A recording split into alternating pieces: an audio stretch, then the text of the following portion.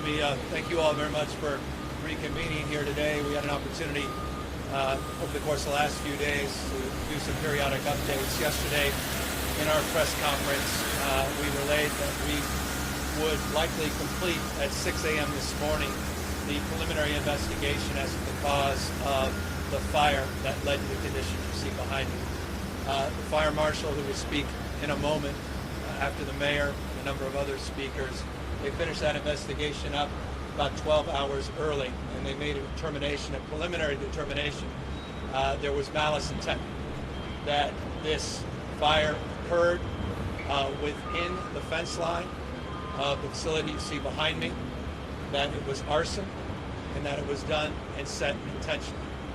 That determination of who is responsible is an investigation that is ongoing. And that's an investigation that can be aided by the people of the region, not just those that may have been witnesses nearby, though those that are witnesses potentially nearby have already been contacted. We have some preliminary tips as it relates to the prospects of determining precisely whom this individual or individuals may be.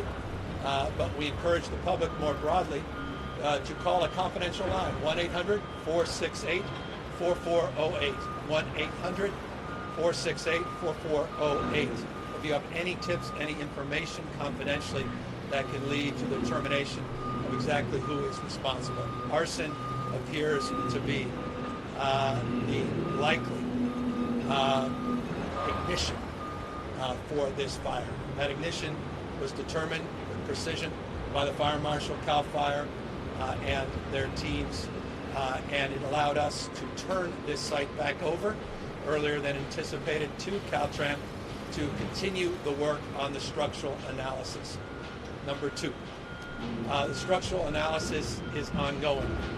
The core samples we referenced yesterday, the original core samples, have determined on the basis of the preliminary sampling that the structural integrity of the deck appears to be much stronger than originally assessed. That does not mean that we are moving forward without consideration of a demo. Quite the contrary.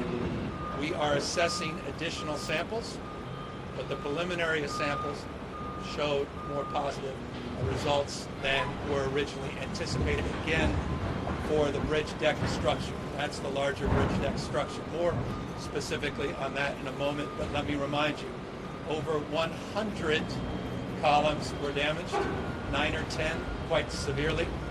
You're seeing bracing already being conducted as we speak, and we'll continue the bracing work as we conduct subsequent sample testing. That subsequent sample testing should be back first thing tomorrow morning, and will allow us to make a subsequent announcement on whether or not we're tearing this down and replacing it, or we're continuing the retrofit and repairs and the bracing. It goes without saying that the bracing work would allow us to open up this structure much sooner than a complete demo and repair. Invariably and inevitably, you're going to ask, well, how quickly can that work be done? We're assessing both and. We are working in parallel. We've identified contractors. Those contractors, many of them are actually working on site as we speak, and contracts. We're looking at incentives that were part of the protocols of the Northridge quake as it relates to how we structure those contracts, and we are in a parallel path looking at both repair and looking at the prospects of replace.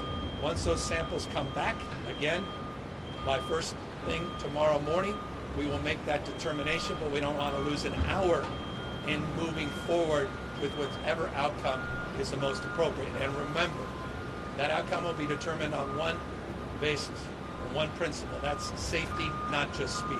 Safety, not just speed. The worst thing we can do is make bad short-term decisions that will profound and consequential life safety decisions in the medium and long term. So the good news is preliminary samples looked more positive than we anticipated. Moving forward with the structural integrity underneath, and we'll continue to look at the prospects of a complete demo and replacement until we determine on the basis of the last samples that will be coming in that may not be necessary. As it relates to yesterday's press conference, we made it clear that we would provide more information about the lessee. Apex Development, Inc. is the owner, or rather the corpus of the lessee. It's the entity that holds the lease to the property you see behind me. As I mentioned yesterday, we assigned an unlawful detainer in September of just a few months ago, and we are heading to court in January. Court date may be pushed to early February, but January, February is the court date. This guy and this organization, members of that particular corporation have been bad actors. We've been in a litigious posture for some time. They stopped paying their rent. They're out of compliance. And as was stated yesterday, and we can stay with more clarity and conviction today, they have been subleasing this site to at least 5, maybe as many as 6 tenants without authorization from Caltrans, without authorization from our federal partners. And I'll remind you that authorization legally is required from both the state and federal partners. There is a review committee that includes the state fire marshal. Questions that were asked yesterday as it relates to the oversight of what is stored and what is allowable to be stored. That goes through a review process and determination, and the federal partners ultimately sign off. We had our federal partners on site earlier this morning. Administrator Batt was here from the Federal Highway Administration. We thank them for moving quickly. We're doing a preliminary assessment. It has to reach a threshold of about $25 million before we can draw down federal support and federal aid. While that's important, it's not necessary for the preliminary work. On the basis of the state of emergency that we advance, and on the basis of the director of Caltrans' ability to order through an emergency fund and draw down money, that allows for the work you're seeing on site 24/7, 7 days a week, rain or shine, atmospheric river or sprinkles, doesn't matter. We'll continue to move as quickly as it can, safety first and timeliness second, with all the creativity that is required of this moment and the recognition of best practices that we have experienced across this country, and of course with our own experience on contracting and own experience on incentivizing the speed and security and safety that is required on the basis of what happened here in Northridge. Our teams, legal teams, have been working overtime, including assessing what other leases Apex Development, Inc. may be holding. A preliminary analysis determined they have 4 additional leases in and around the area, 5 total. We're assessing whether or not they're in compliance of those leases. Likely not, on the basis of the issues that we've had for years and years on this site that has led to litigation and unlawful detainer and is moving us into court. It's a Calabasas-based company. Beyond that, I don't want to get into any more details as it relates to the lawsuits and the litigation, but as I assured you yesterday, as more information is appropriately brought to my attention, I'll appropriately share it with you in real time. We are also, and I'll extend this, and I'll ask the mayor to speak next, we're also extending a deep dive analysis, not just of leases that may be held by Apex Development, Inc., but all of our Caltrans leases, making sure the inspection protocols are being met, making sure those annual inspections are actually being advanced, making sure we have an adequate number of inspectors, making sure that all of us are being held to a higher level of accountability. That all of us includes not just Caltrans, but our federal partners that also have oversight and ultimate jurisdiction. There's an actual manual as it relates to what's appropriate and inappropriate to store on these facilities. What was legally afforded this lessee, and recall, they have an unlawful attainder for a reason, was the storage, open storage, broadly defined, of non-flammable materials, non-explosive materials, and vehicles, operating vehicles. We saw those vehicles, and we certainly saw a lot of pallets and a lot of open storage. But again, there were multiple subleases, and they were out of compliance.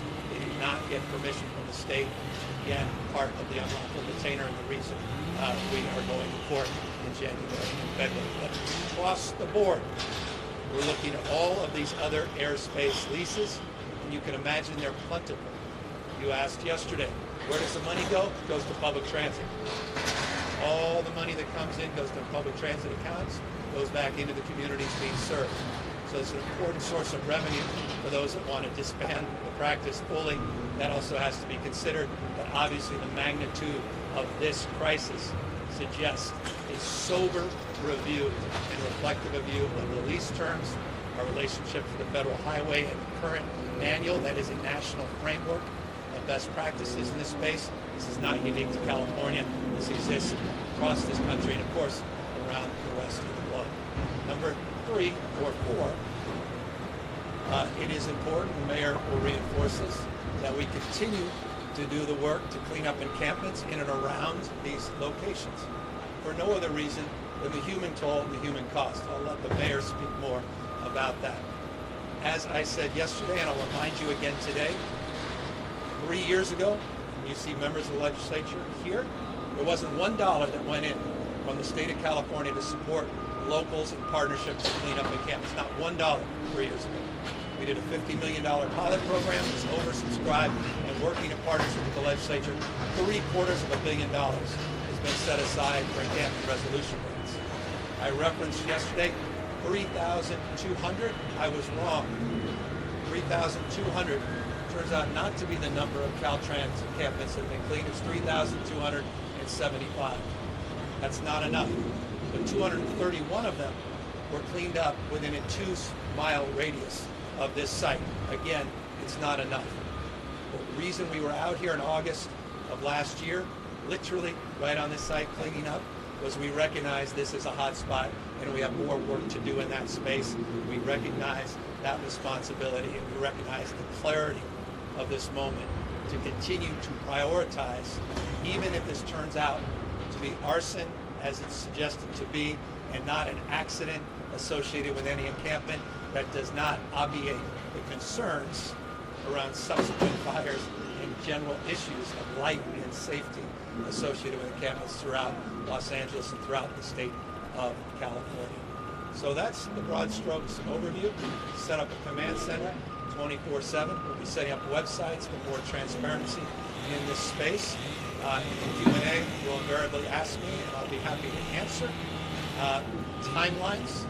But until then, let me invite up the most important person up here with respect to myself and others, and that's your mayor, who's been doing an outstanding job starting at 6 a.m. this morning as people were waking up to make sure that we're addressing the immediacy of concern, and that's logistics, traffic, and challenges that all Angelenos are facing in real time.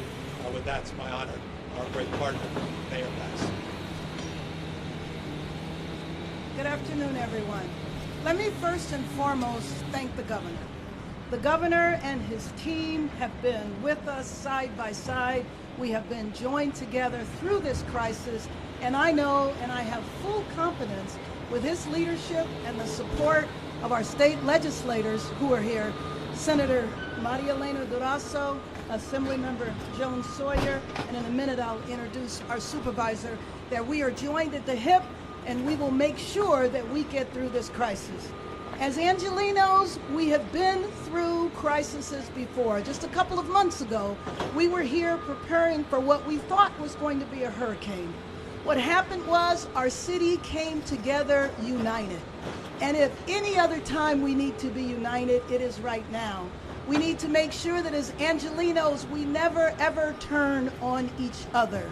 So I want to reiterate what the governor said.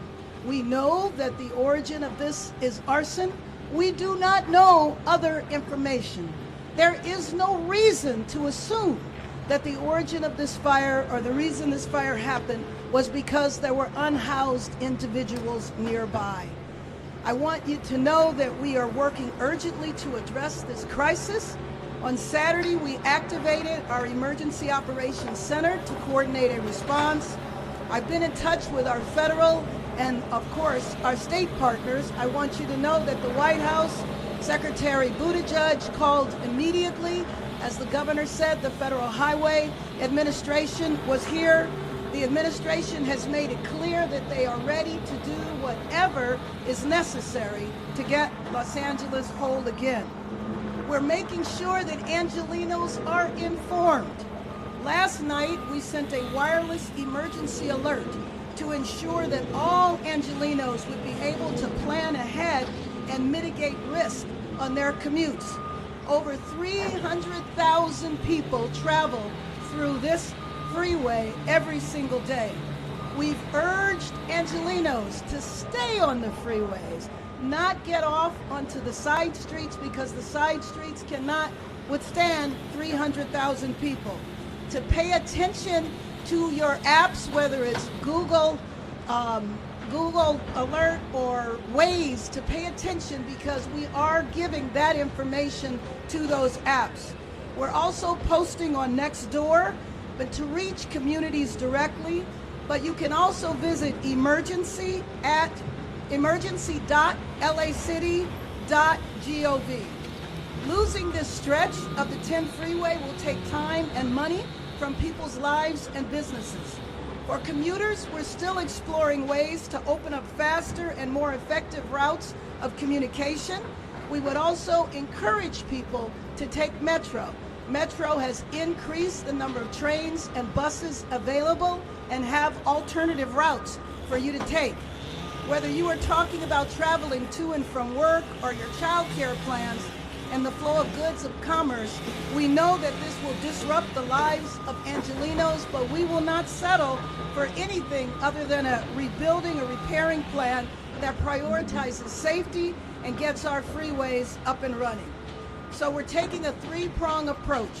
Number one, ensuring that we are coordinating a comprehensive plan from the city's traffic center and our emergency operations center to address the traffic impacts of this closure with our local, state, and federal partners.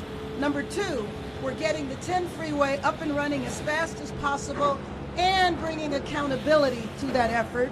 And finally, providing updated and detailed information to ensure that our communities and commuters are well informed every step of the way. I assure you that we will not stop until the job is done. To Angelenos, the most important thing you can do is stay informed about the commutes. Unless you have to enter downtown, stay on the freeways. If it is possible, telecommute. We all learned during the pandemic, we don't have to be in the workplace every day.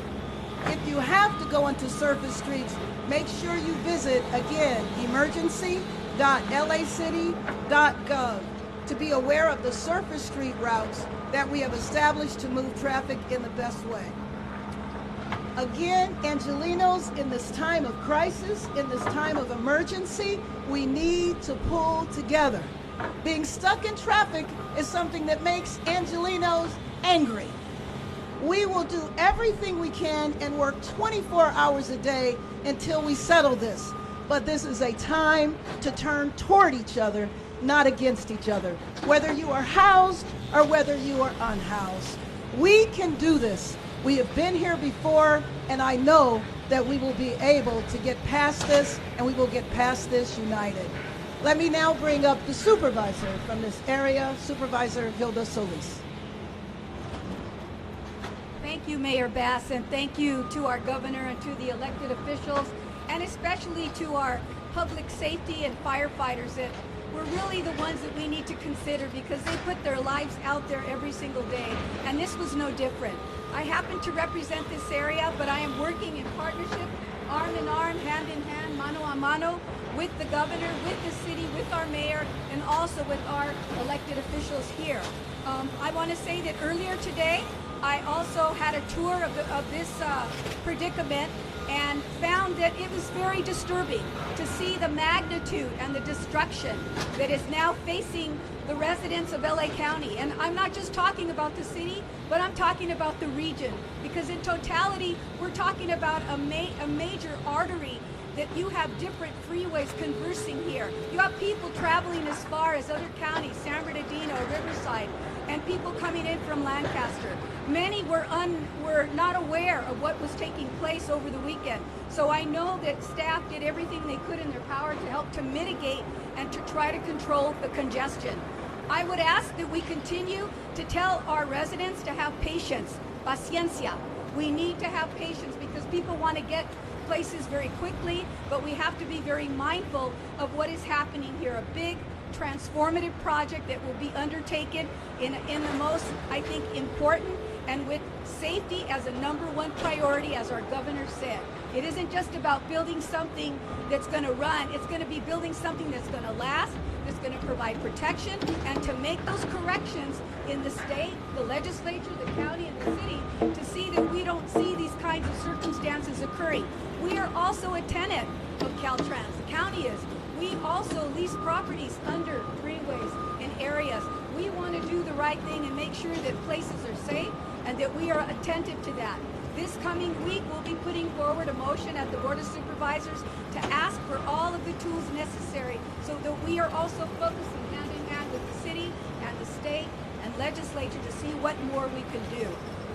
Briefly, I just want to say a few words, if I might, in Spanish for those that may be interested, because the area, if you think about it, is heavily populated by Spanish speakers. You have people coming in and out of this area 24 hours, 7 days a week, and it hasn't stopped. Not necessarily because people need to get to work, and many still need to understand the consequences of that. So primero quiero dar las gracias y agradecer al gobernador Gavin Newsom y la alcaldesa Bass para su liderazgo que han dado en este incidente. Abrir el autopista 10 es nuestra prioridad.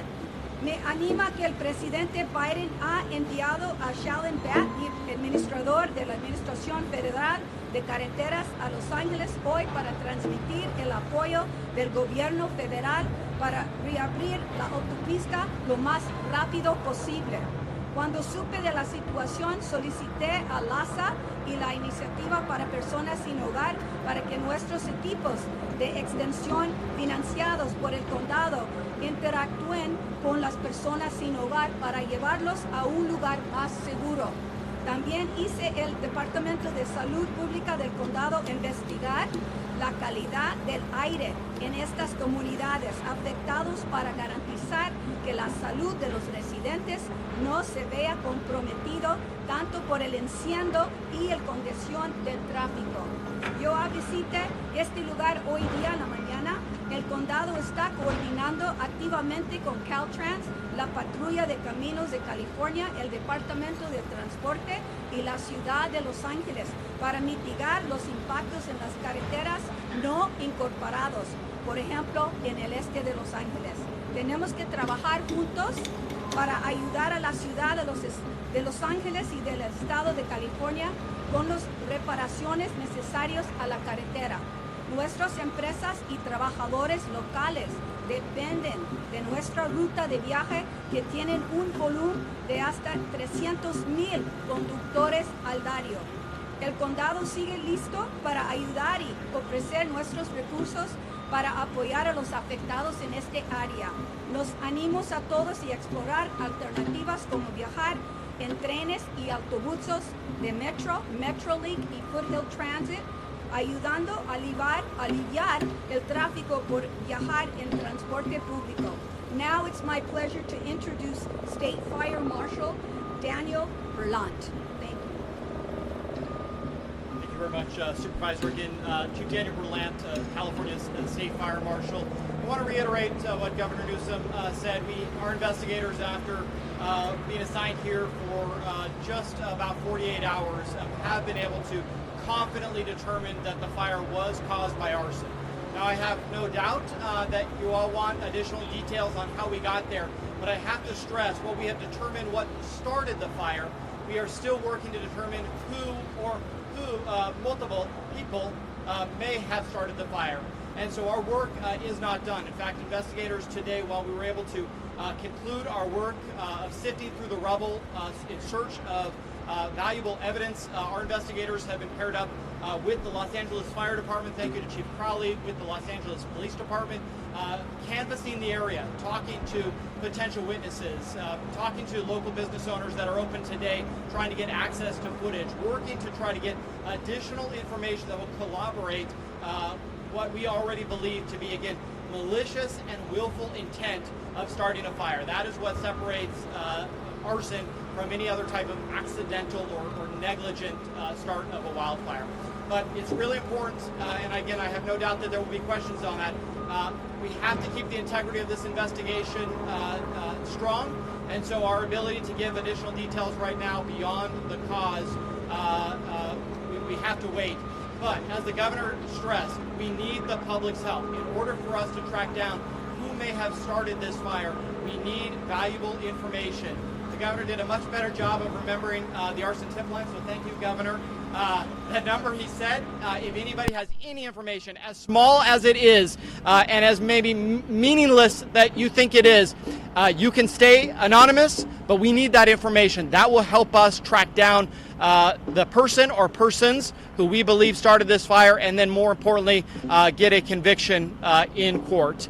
Again, I have to stress the work of the Los Angeles Police Department and Fire Department and our arson and bomb investigators will continue, potentially for several more weeks, but that will really, timeline-wise, be dependent on how quickly we get additional information from the public or from witnesses who may have seen or heard any valuable information over the past 48 hours. And then lastly, as the governor said, we have committed as well to assist Caltrans in their assessment of additional lessors underneath our freeways, and we will continue to assist Caltrans as we have now for several years to make sure that those leasing or even subleasing land from the state are held to California's rigorous fire code and building code elements. And so we will continue to participate in that analysis as well. I'll now turn it over to our Secretary of Transportation to conclude. Good afternoon, everybody. And I want to start off by thanking the State Fire Marshal. As the governor mentioned, he and his team, they got the work done on this investigation. They got it done 12 hours ahead of schedule. They initially predicted 6 a.m. this morning. They got it done by 6 p.m. last night. So thank you to you and your team for all the hard work. Also want to thank all the elected officials who are present, state and local. Thank you as well for your support. Mayor Bass has been, as the governor mentioned, she's been key in all of this, her partnership. So thank you, Mayor, for all your support. And to Governor Newsom, he's been all over this issue from day one. He's stressed to me that this is the number one priority for the state and for him. So that means no choice for me. Number one priority, undoubtedly, for me and the entire team that works for the transportation agency. Before I get into some prepared remarks, I just want to share with you a new website that is now online. Fixthe10.ca.gov. Fixthe10.ca.gov. FIXTHE 10 as in number 10.ca.gov. It's where you can go for updates on this project, alternate routes, additional information about everything that's going on related to getting this roadway behind us back open. So, as you heard from the governor, Caltrans is working 24/7.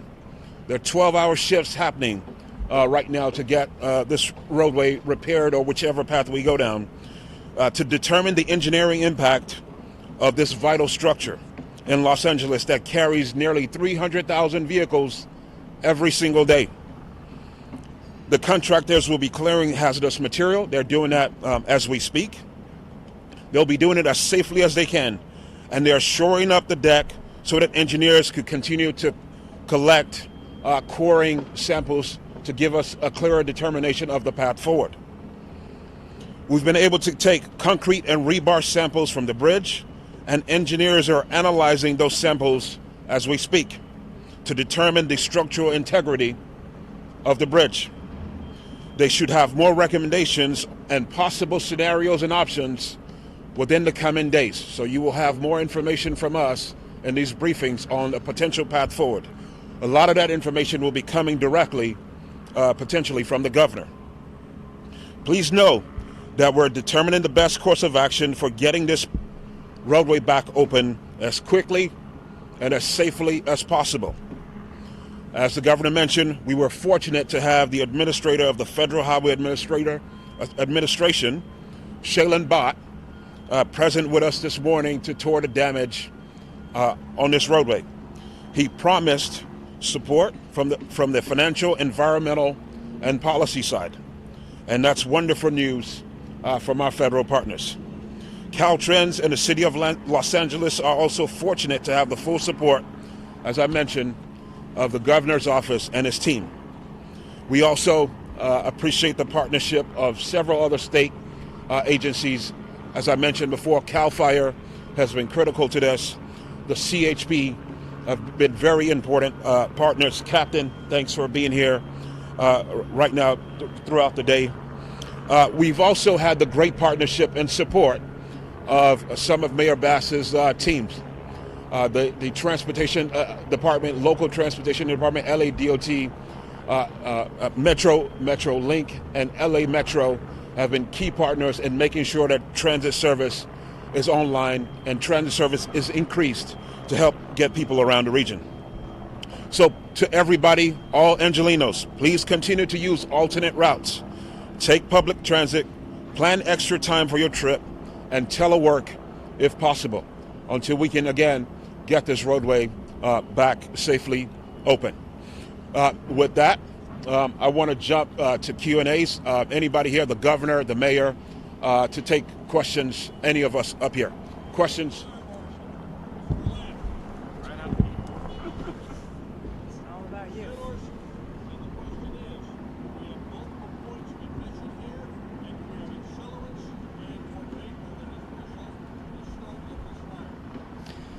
While we have identified the point of origin of the fire and the cause of the fire, the additional information that you're asking right now, we need to hold as part of the integrity of the overall investigation. If you have additional, or anybody in the public has additional information, including what you just said, that's the type of information that we need to help us in this case. But at this point, it's too premature for me to comment on that.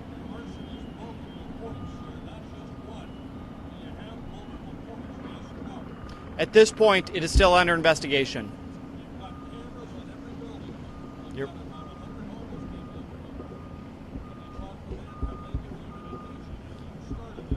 Yeah, so as I mentioned earlier, not only has the team been working to dig through the rubble to look for evidence, but they have been canvassing the neighborhood, talking to witnesses, including those that are unhoused, that are in the approximate area, talking to business owners, asking for footage of this area. And so to your latter part of your question, yes, we have been talking to potential witnesses as well as business owners that might have footage. And anybody who maybe we have not made contact with, who has a business in this area or knows somebody who may have been here during the time of the fire, those are the people that we need the information from to help us in this investigation. Thank you. Let me just clarify. In terms of the unhoused individuals, there were 16, and they have all been housed now, including one woman who is expecting a child in a few weeks. और break के बाद आपका फिर से स्वागत है। बढ़ेंगे कुछ होते दे उस सेक्शन के 45 किलोमीटर लंबे हिस्से को Well, we won't be producing on a daily basis any changes in routes, but one of the number one things I would say is public transportation, because there will be extra trains, extra buses for people to get around. That would be the number one thing I would say. The other thing would be to pay attention to the apps, because the apps will be able to direct you as to how you should navigate the freeways, and we want people to stay on the freeways because, again, especially during the week, it might be a little different during the holidays, our streets cannot handle 300,000 cars. And here's what I would tell them. We're working our tails off to get this reopened. We're going to know a lot more tomorrow morning. As I said, the preliminary sampling looked positive. That's the preliminary sampling. So it looks at the moment like a demo and a complete replacement. That said, we'll know more in the morning. We're working in parallel tracks, so we're not losing an hour, let alone a day, in terms of advancing both scenarios. Can't hear you.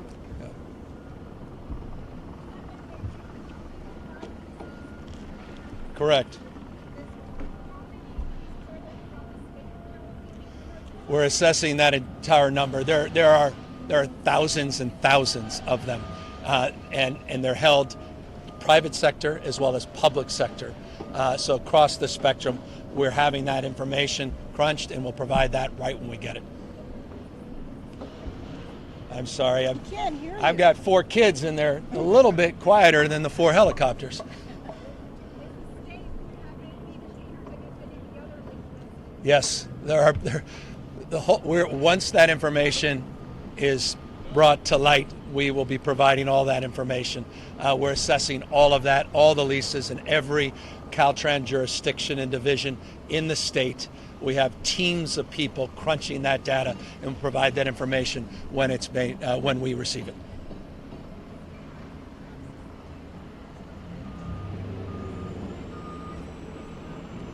Yeah, look, I'm not going to get. We already are in a litigious posture with Apex Development Inc. Have been for some time. There have been lawsuits going back and forth for some time. There was a recent unlawful detainer in September of this year. We're going to court in January. Maybe it's being pushed back to February, early next year. We're looking at all of the other Apex Development Inc. leases. We're looking to see whether they're in violation. We'll provide that to you in real time. We know what we know today in the context of the 5 or 6 subleases that were not approved by the state or the federal government. Thousands and thousands of other leases, not Apex Development Inc., exist all across the state of California. And that protocol in terms of getting you that information is being advanced in terms of that information being collected. And as soon as we have it, I'll make it available to you. Anybody else? Well, what we know is being stored. I'll just, because I don't know if you can hear me.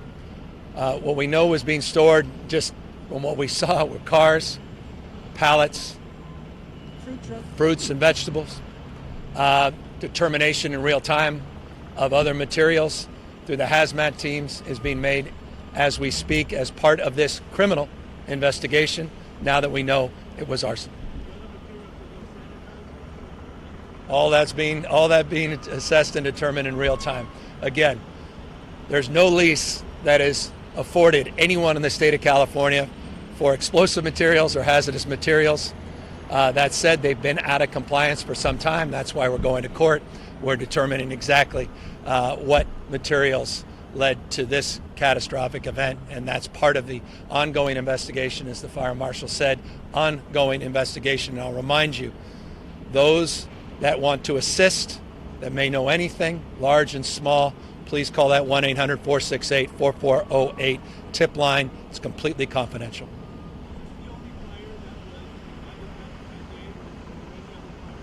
I'm not aware of any other fires that occurred in this particular area on that day. Well, thank you all. Thank you, everybody. Thank you.